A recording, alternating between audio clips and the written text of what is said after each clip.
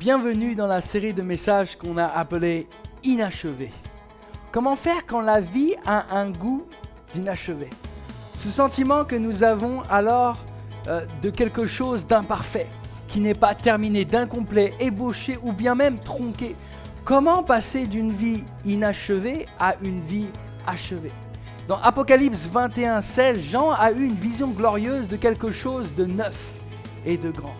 Il voit une nouvelle et sainte Jérusalem qui descend du ciel d'auprès de Dieu, une cité céleste qui est simplement radieuse. Elle n'est pas construite à moitié ni de travers, mais parfaite dans le moindre détail.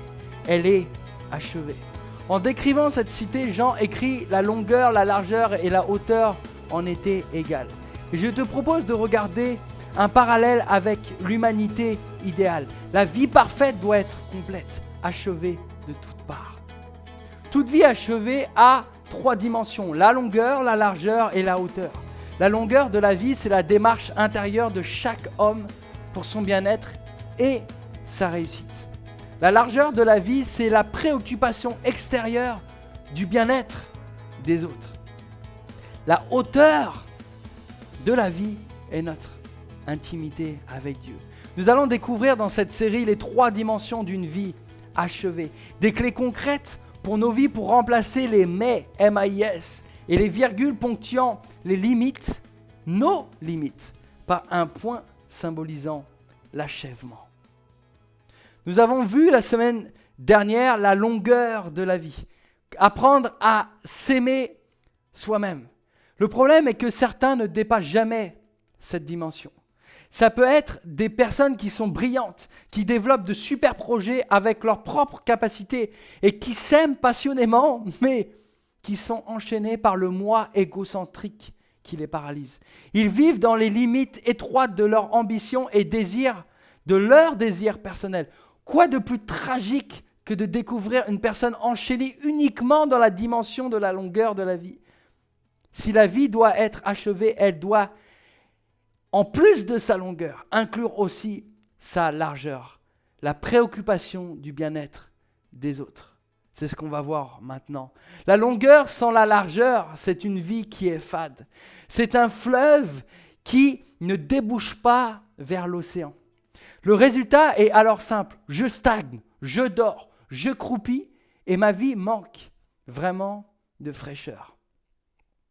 Pour avoir cette dimension de largeur, il faut que notre intérêt personnel soit soudé à l'intérêt pour les autres. Et quand Jésus a écrit symboliquement le jugement dernier, il a clairement indiqué sur quelle base s'opérera les séparations des brebis et des boucs. Ce que nous aurons fait pour les autres. Tu ne seras pas interrogé sur le nombre de tes diplômes, ni sur le nombre d'argent qu'il y a sur ton compte en banque, mais bien sur les actions et le cœur en faveur des autres. As-tu nourri les affamés? As-tu donné un verre d'eau à celui qui a soif? As-tu donné un vêtement à celui qui est nu? As-tu visité les malades et assisté les prisonniers? Ce sont les questions posées par Jésus lui-même. Maintenant, la question la plus permanente et la plus urgente de ta vie, de ma vie, est celle-ci. Que fais-tu pour les autres? Dieu a construit le monde de telle sorte que les choses ne tournent pas rond si les hommes ne se montrent pas actifs dans la dimension de la largeur. Le je ne peut pas atteindre sa vraie taille sans le tu. Et ça, c'est une évidence. Et si tu regardes de plus près les problèmes tragiques de notre monde, du monde actuel, tu vas vite t'apercevoir que ça reflète simplement notre incapacité à vivre une vie dans sa longueur et sa largeur. On le voit nettement dans la crise raciale qui affecte notre nation en ce moment. Nous sommes plus préoccupés par la longueur de notre vie et notre position économique, notre puissance politique ou bien même notre statut social. Et si on ajoutait l'autre à l'équation? Comment ne pas être concerné quand des millions de gens se couchent affamés? Comment ne pas être concerné quand des millions de gens dorment sur les trottoirs? Comment ne pas être concerné quand une partie de notre population sur Terre n'a jamais vu un médecin ou même un dentiste? Peut-on vraiment être indifférent à tout ça? Peut-on vraiment continuer à vivre comme si tout ça n'existait pas? Va-t-on encore aujourd'hui fermer nos yeux? La réponse est non. Nous voulons être une réponse concrète à l'indifférence. J'aime cette citation de John Donne qui a écrit cette vérité: nul n'est une île, se suffisant à soi-même. Tout homme est un morceau de continent, une partie du tout. Toute mort d'homme me diminue car je suis part de l'espèce humaine. Waouh, c'est fort. Toute mort d'homme me diminue. J'ai longtemps hésité sur la direction de ce message, car aimer les autres peut se traduire de manière vraiment différente. Mais Dieu m'a vraiment mis à cœur aujourd'hui de te parler d'une des plus grandes expressions de l'amour envers l'autre, celle du pardon.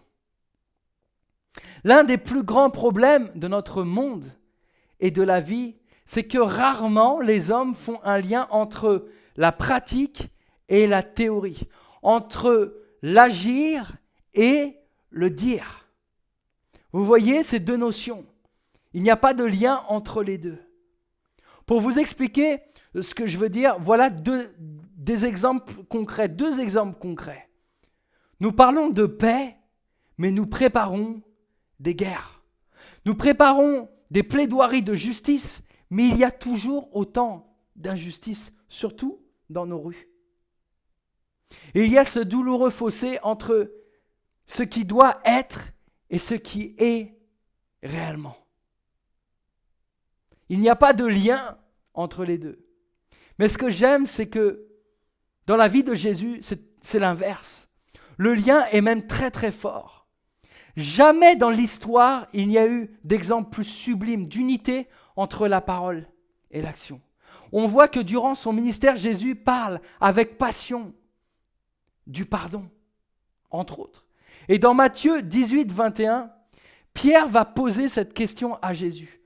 Combien de fois dois-je pardonner à mon frère lorsqu'il péchera contre moi? Est-ce que ce sera jusqu'à 7 fois? Et Pierre voulait être fidèle à la loi et aux différentes statistiques. Mais Jésus répond en affirmant que le pardon est illimité. Aïe, aïe, aïe, aïe, aïe, aïe. Il répond, je ne dis pas jusqu'à 7 fois, mais jusqu'à 70 fois 7 fois. En d'autres termes, le pardon n'est pas une question de quantité, mais de qualité. Et en réalité, un homme ne peut pas pardonner jusqu'à 480 fois sans que le pardon s'intègre parfaitement dans son être. Jésus nous dit, encore aujourd'hui, le pardon n'est pas un acte occasionnel. C'est une attitude permanente. Jésus enseigne à ses disciples à aimer leurs ennemis et à prier pour ceux qui les méprisent. Pourtant, une majorité de la population avait appris le contraire.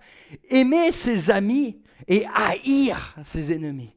Et c'est bizarre, je n'ai pas vraiment l'impression que ça a changé pour notre société aujourd'hui.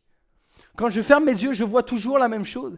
Et Jésus te dit encore aujourd'hui et me dit encore aujourd'hui, aussi dur que cela puisse paraître, l'amour et le pardon sont des nécessités absolues pour la maturité spirituelle. La société a une philosophie qui consiste à se venger ou à sauver sa face, comme on dit. Et son mot préféré est le mot revanche. Mais Jésus, du haut de la croix, a proclamé solennellement une loi plus haute que tout ça. Il sait que encore aujourd'hui, la vieille philosophie de œil pour œil, dent pour dent, laisse chacun aveugle.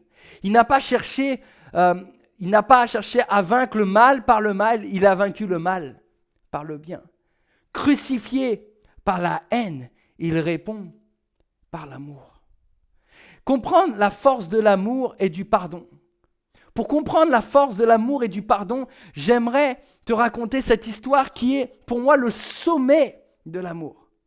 Voilà ce qui s'est réellement passé dans ce passage de Luc 23. Le moment de l'épreuve arrive. Ils arrivent sur le lieu du calvaire et ils crucifient Jésus, l'innocent, au milieu des deux brigands. L'un à sa droite, l'autre à sa gauche. Et ma question pour toi et moi aujourd'hui, c'est quelle place y a-t-il encore pour l'amour et le pardon à ce moment précis de son histoire? Comment Jésus va réagir? Que va-t-il dire? Et la réponse à ces questions éclate de manière simplement majestueuse. Jésus redresse sa tête couronnée d'épines et s'écrie « Père, pardonne-leur, car ils ne savent pas ce qu'ils font. »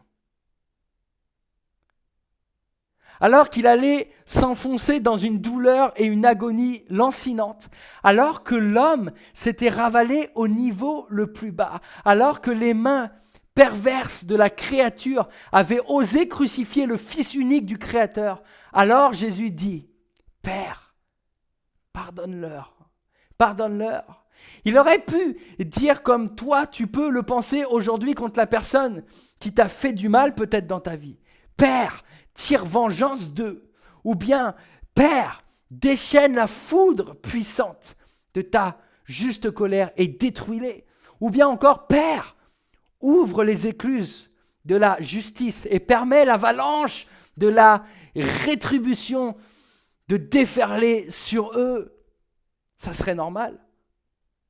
Mais rien de tout ça ne sort de sa bouche et de son cœur. Alors qu'il souffrait de douleurs atroces, qu'il agonisait, alors qu'il était méprisé, rejeté, il s'écria quand même de tout son cœur « Père, pardonne-leur, car ils ne savent pas ce qu'ils font. » C'est le pire moment pour Jésus car il agonise, mais c'est aussi l'heure la plus belle. C'est sa réponse céleste à son rendez-vous terrestre. Père, pardonne-leur, car ils ne savent pas ce qu'ils font. Et nous percevons la grandeur de cette prière en la confrontant à notre nature même qui ne pardonne pas. La nature même ne pardonne pas, elle ne peut pas pardonner. Ils ne savent pas ce qu'ils font. Leur mal était l'aveuglement, leur besoin, la lumière. Combien je crois que c'est toujours d'actualité pour toi et moi aujourd'hui. Ce même aveuglement, c'est de ne pas considérer l'autre. C'est de ne pas vouloir vivre cette dimension de largeur dans notre vie. C'est de refuser encore et encore le pardon. Et si aujourd'hui était un jour différent, un jour qui peut marquer ton être à tout jamais. Quand Jean décrit la merveilleuse cité de Jérusalem, qui est magnifique et totalement achevée, il nous donne cette dimension de largeur de la vie, qui fait écho au commandement de Jésus d'aimer son prochain. Et j'ai voulu vraiment par ce message appuyer volontairement sur le pardon, car dans les situations les plus dures, le pardon apaise ton âme. Il est comme cette cité magnifique qui aurait été nettoyée complètement. Elle ne brillait plus, mais elle brille à nouveau. Je sais que tu vas briller à nouveau aujourd'hui. La largeur de la vie humaine, c'est aimer l'autre. Et aimer l'autre, c'est reconnaître l'unité de l'humanité. Aimer l'autre, c'est accepter la nécessité de chaque personne. Aimer l'autre, c'est dire oui au bien-être des autres. Aimer l'autre, c'est dire oui au pardon. Chaque jour, c'est un nouveau jour où tu dois regarder tes actions et tes paroles, tes silences et tes discours, ton amour et ton pardon. Tu écris chaque jour un peu plus dans le livre de la vie. Et si tu demandais pardon aujourd'hui? Peut-être que ce message t'a interpellé, peut-être que tu as des questions.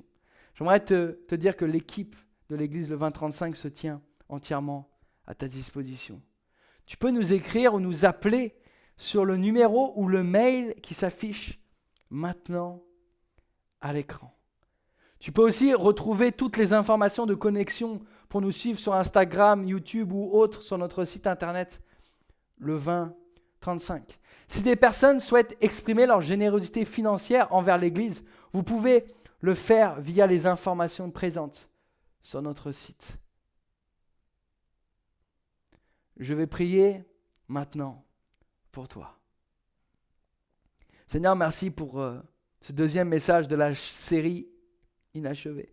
Combien je crois, Seigneur, que par cette série de messages, et ce message particulièrement aujourd'hui, tu viens secouer nos cœurs, Seigneur. Je prie, Seigneur, pour chaque personne qui regarde cette vidéo, et moi, en particulier aussi aujourd'hui, Seigneur.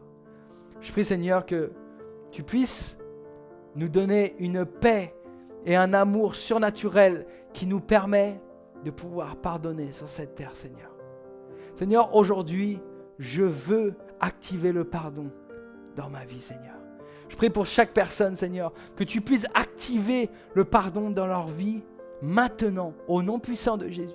Seigneur, je prie, Seigneur, que par ce message qui vient nous secouer, Seigneur, où on voit que l'amour en action, l'amour fidèle que tu nous montres, que tu nous démontres, alors que nous-mêmes, nous voulons te prendre comme exemple, Seigneur.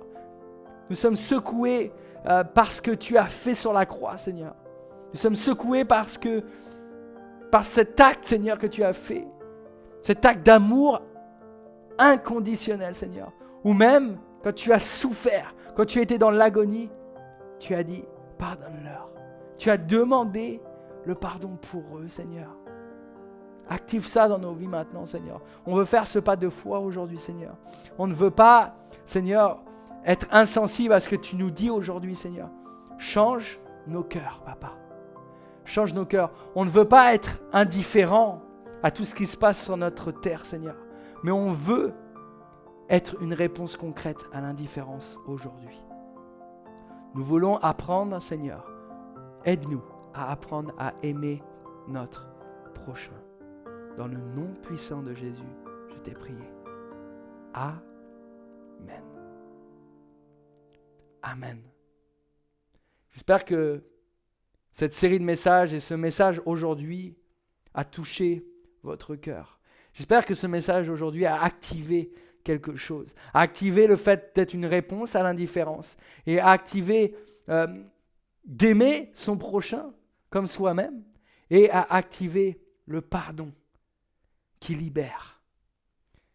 Merci à toi d'avoir regardé cette vidéo. Je te souhaite un joyeux dimanche si tu regardes cette vidéo dimanche ou une joyeuse journée, peu importe le jour où tu regardes. Et je te dis à très bientôt, à la semaine prochaine pour regarder le troisième et dernier message de cette série inachevée. À très bientôt.